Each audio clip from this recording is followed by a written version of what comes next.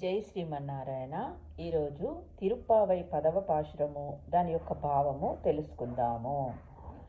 వర్కం పుహిగిన వమ్మనాయ్ నోట్రుంచు మాట్రముం తారారో భాషల్ తిరవాధార్ నాట్రత్తులాయ్ ముడి నారాయణన్ நம்மால் போட்டப்பரைத்தரும் புண்ணியனால் பஜ்ஜூறு நாள் கூற்றத்தின் வாய் விளந்த கம்ப கருணம் தோட்டுமுனக்கே பெருந்தியில் தான் தந்தானோ ఆటవనందుడయ్యాయరుంగలమే తేట్రమాయ్ వందు తిరవేలో రెంబావాయ్.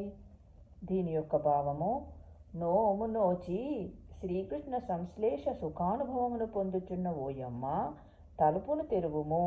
తలుపును తెరవకపోయినను మానెగాని నోటినైనను తెరిచి పలకవచ్చును కదా తల్లి. జ్ఞానుల దర్శనం కంటే వారి శ్రీసూక్తులను వినటమే చాలా ముఖ్యమని చెబుతున్నది ఆండాళ్ తల్లి.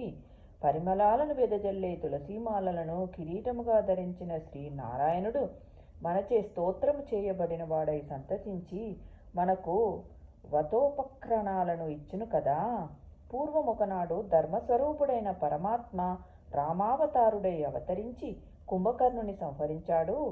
ఆ కుంభకర్ణుడు తన పెనునిద్రను నీకేమైనా కానుకగా ఇచ్చానేమి?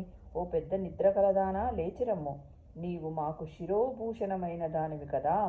తొట్టుబడక లేచి వచ్చి మా గోష్ఠిలో చేరి మా వ్రతాన్ని పూర్తి చెయ్యాలి కనుక నీ యోగ నిద్రను వీచి లేచిరావమ్మా అని 5వ గోపికను మేలుకొల్పుచున్నారు అని ఈ పాశురం యొక్క భావము.